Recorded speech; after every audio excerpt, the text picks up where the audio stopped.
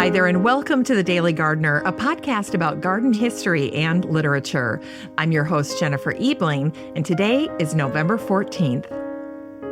Well, today, as autumn deepens its hold on our gardens, I find myself lost in the pages of historical newspapers that paint November not as a month of melancholy, but as a time of extraordinary beauty and renewed possibility.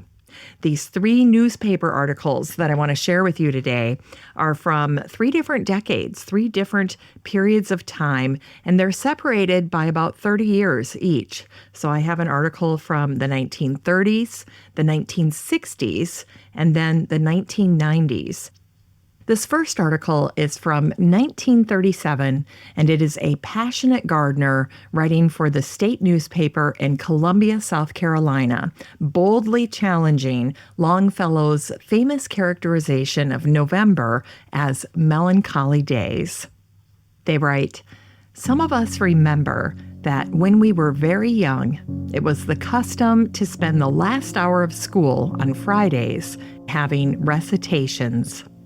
As the fall season deepened from October into November, a favorite piece was that of Longfellow, beginning, 'The melancholy days have come, the saddest of the year.' November may be melancholy in New England, but here it is only a prolongation of October's vaunted bright blue weather, sparkling days, vivid blue skies, gorgeous sunsets, winey air. Where is the melancholia? Take a walk in your garden or view those on any Columbia block during November days. Lawns are still green, leaves for the most part still unshed, and the gorgeous flowers of autumn have a vividness of color. Who can describe worthily the velvet blossoms of the dahlia, the wine red, the crimson, the pied, the dahlia that reigns by the garden side? Spring, tender, fragrant spring, with its wistful balminess, its gentle, shy caresses, cannot produce so gorgeous a symbol of maturity as the dahlia, crowning glories of the autumn garden. Brilliant, immense, voluptuous, scented not with the elusive perfume of spring's new birth, but with the spice of aged wine. Who can call a Carolina November melancholy? The tang of frosty mornings, of still clear moonlit nights, of mellow noontides warmed with brilliant sunshine, and alive with hordes of yellow butterflies, drunk with the madness of their brief, crowded hour. Drink the wine of the air while you may. November bids you make merry with its fruits and flowers of the harvest season, before the coming of that quiet season of retrospection, of self-analysis, in anticipation of the beginning of another endless cycle."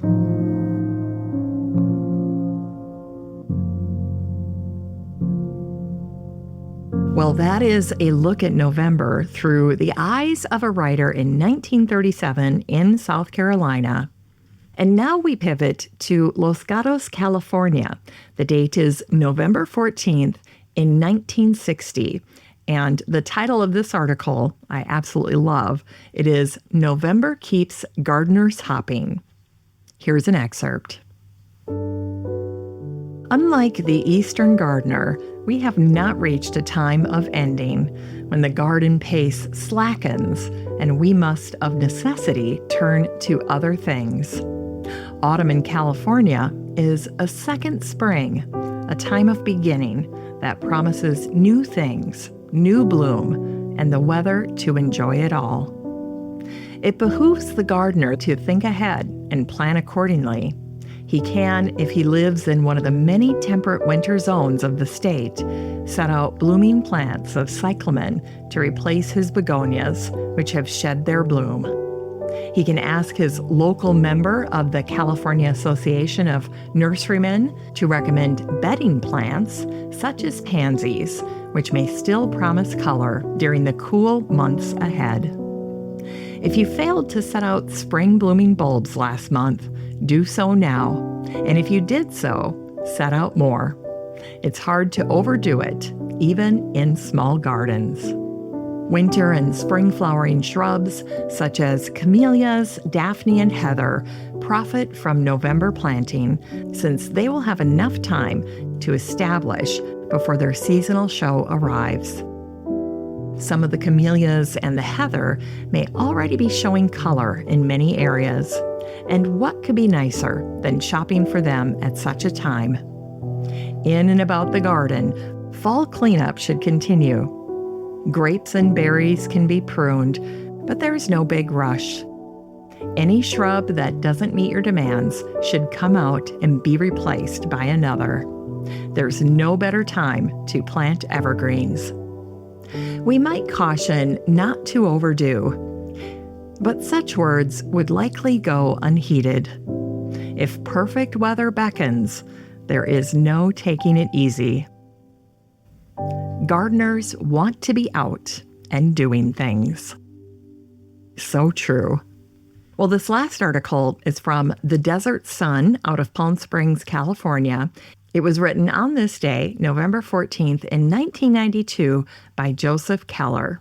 The piece was titled, "Garden Possibilities Appear Endless in November." November brings a second spring of sorts to the garden. The world again looks new. New space with the clearing of leaves from canopies. New sights with abundance of bright fruit hanging from shrubs and trees.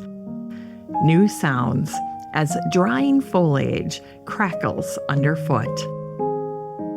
The slow, subtle rise and decline from spring through summer into fall has ended. This now nearly leafless world is a shock. Although its dipping temperatures tempt gardeners to put beds and borders to sleep for the year, this season offers pleasures that will linger into winter.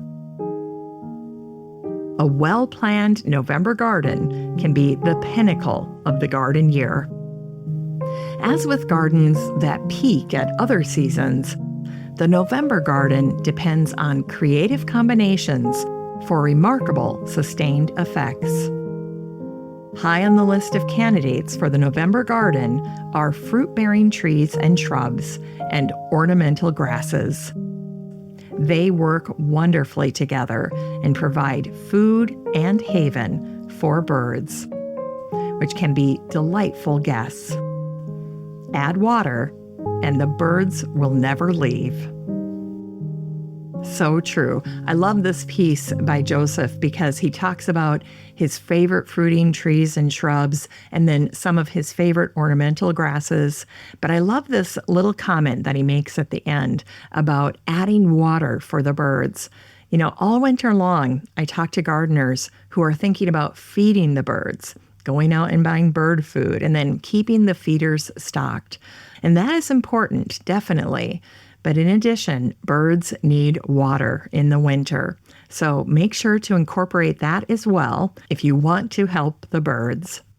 It's time for today's botanical history.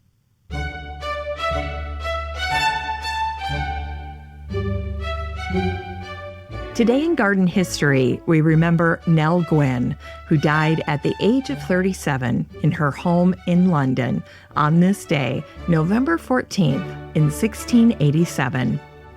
Known as Pretty Witty Nell by diarist Samuel Pepys, she was one of the most celebrated figures of the Restoration period and a longtime mistress of King Charles II. The writer and gardener John Evelyn famously overheard the king and Nell early in their romance, speaking as couples do in her garden on a terrace on top of the wall. Among Nell's many legacies is a remarkable garden story that showcases her legendary wit.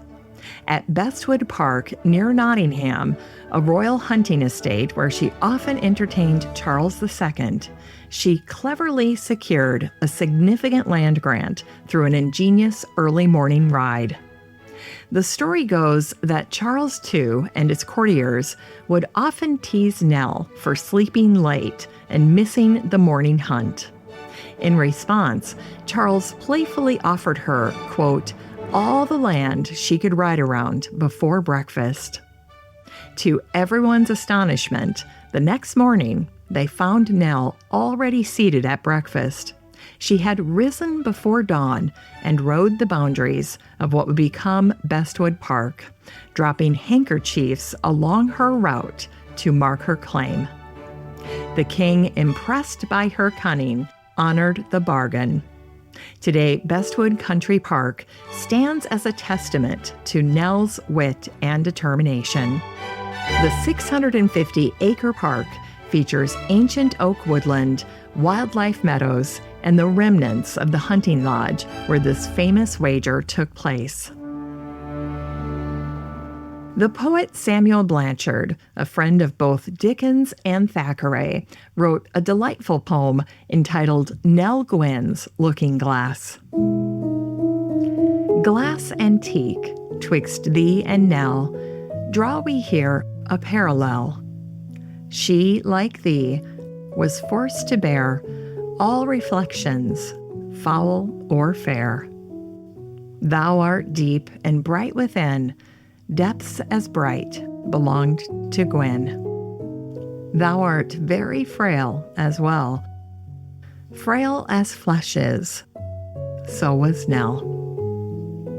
Blanchard's comparison of a looking glass to Nell Gwynn highlighted shared characteristics of depth, brightness, and inherent fragility.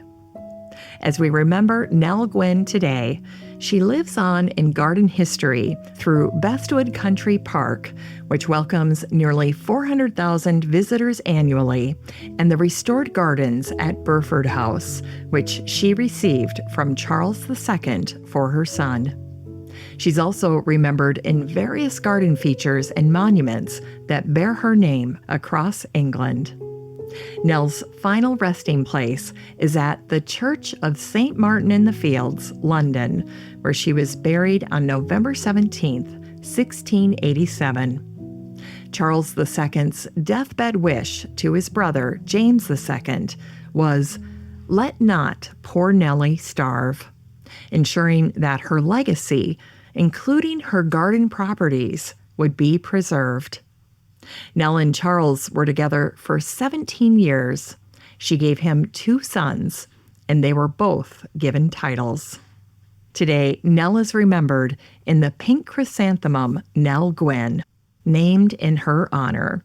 It has lovely pink petals and a bright yellow center. And it was on this day, November 14th, in 1749, that John Custis IV, an American planter, politician, government official, and military officer, died. His garden legacy has recently captured headlines as archaeologists uncover what was once colonial America's most lavish ornamental garden.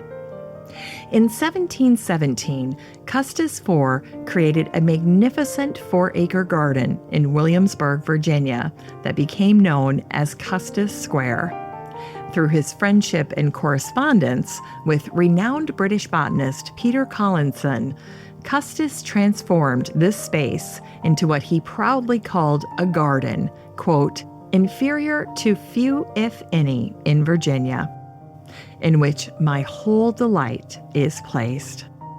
For John Custis, the garden reflected his personal tastes and the height of colonial garden fashion, including what colonial Williamsburg experts believe are these astounding details.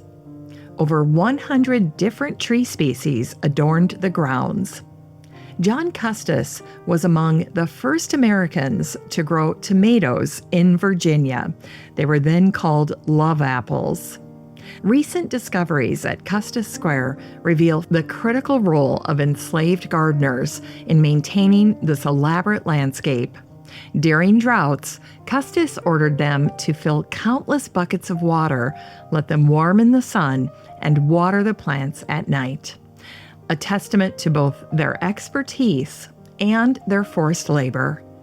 Custis's garden influenced later American gardens, including those of his daughter-in-law, Martha Washington, who would have visited the garden during her first marriage to Daniel Parke Custis.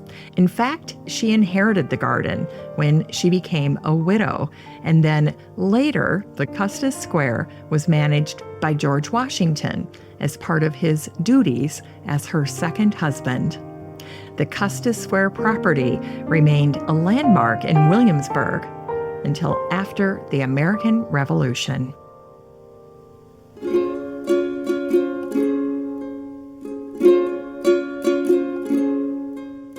It's time to grow that garden library with today's book, Gardens for the Soul by Sara Bird and Dan Duchars. This book came out in 2022, and the subtitle is Sustainable and Stylish Outdoor Spaces. Well, Sara and Dan have created a thoughtful guide that explores how to create eco-friendly outdoor spaces that nourish both the environment and the soul. This book is organized around 4 main gardener personas: daydreamers, those seeking solitude and therapeutic experiences; home harvesters, focused on growing fruits, flowers, and vegetables; garden partiers, creating entertaining zones for friends and family; and then great escapers, aiming to recreate vacation vibes at home. Let me share an excerpt from the introduction that I believe perfectly captures the essence of this book. Our gardens are an enchanting sanctuary, somewhere wonderful to share, and the perfect place to amble and potter. A captivating and rewarding extension of our homes. They can give so much more pleasure than just plant care by being an inviting, inspiring, and intriguing setting in which we feel completely at home. Our enjoyment of these outdoor rooms is wide-ranging, from entertaining, escape, and exercise to individual pastimes. They offer fun, freedom, and fresh air right on our own doorstep. The garden can also represent a continuation of our home decor, blurring the boundaries between indoors and out. More recently, many of us have realized that our gardens offer us an immediate biophilic connection to the natural world, with all its health-giving and psyche-nourishing benefits. The opportunity to enhance our well-being in a secure outdoor environment could not be more inviting. It is also in these multitasking havens that we can immediately see the cause and effect of our own eco-footprint, which affects not just our own backyards, but the landscape beyond. The materials we use, the practices we adopt, the amount we consume, and the energy we spend can be seen as soon as we step outside. We wanted to make this book in order to share our favorite, considered, meaningful, and eco-friendly concepts for outdoor spaces. We hope they will inspire you in your own garden, whether you're working with a petite plot or greater grounds, reinventing an existing garden, or starting fresh. Your garden is not just for now, but for years to come. Well, I love that last line from Sara and Dan in their introduction. Your garden is not just for now, but for years to come. So something to keep in mind when you're thinking about your garden today, but also the garden that you would like to have in the future, whether that's next season, next year, or 3 years from now, or perhaps even further out. Consider where your garden is today and where you would like it to go. And that gap in between is something that Sara and Dan can help you with.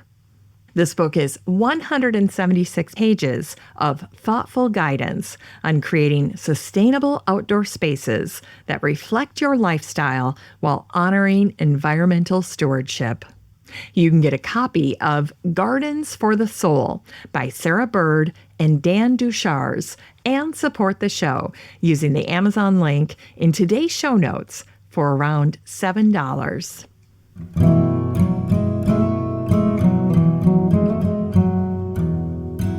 All right, we end today's show with a Botanic Spark that features Robert Buist, the florist and nurseryman who was born near Edinburgh, Scotland, on this day, November 14th in 1805.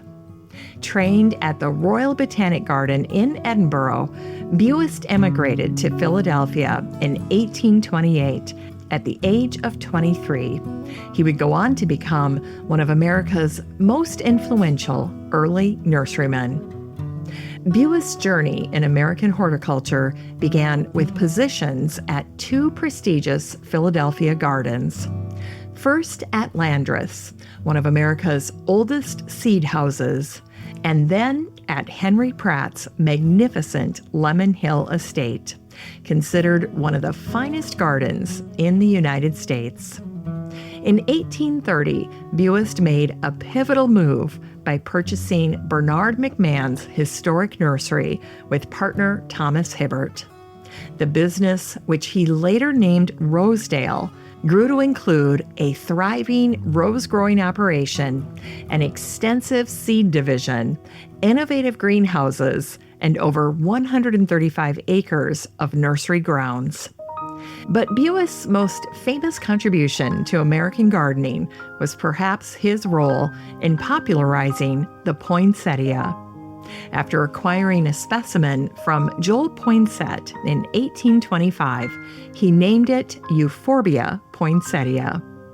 When he shared the plant with his Scottish friend James McNabb in 1834, it was renamed Poinsettia pulcherrima by botanist Robert Graham, a change that irritated Buist for the rest of his life. Robert Buist's written works became gardening classics. In 1832, he wrote the American Flower Garden Directory, followed by the Rose Manual that came out in 1844. And then 3 years later, he wrote The Family Kitchen Gardener in 1847. And with regard to that last book, there is a fascinating historical footnote. The Family Kitchen Gardener by Robert Buist became the gardening Bible of an unlikely reader, Confederate General Stonewall Jackson. When Jackson discovered gardening in middle age, he filled the margins of Buist's book with notes like, "Plant this," next to vegetables he wanted to try. And it was hearing that story, reading about it in my research, that led me to Robert Buist many years ago.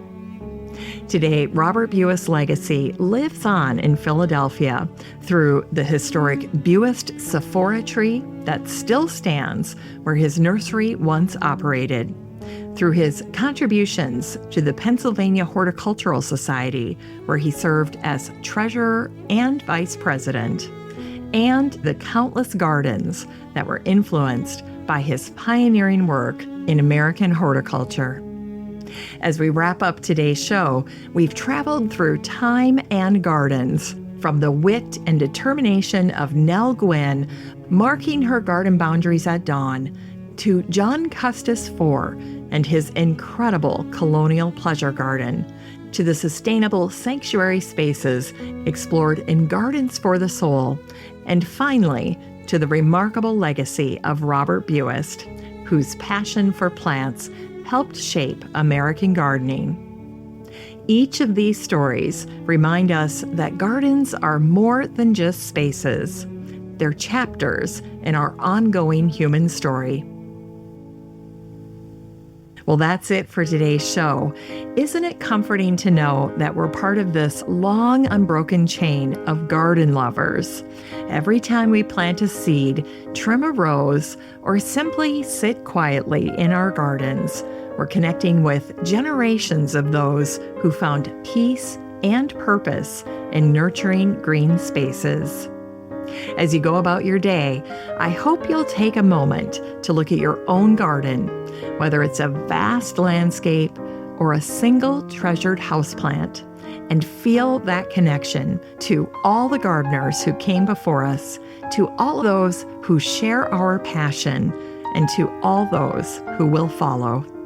Thanks for listening to The Daily Gardener, and remember, for a happy, healthy life, garden every day.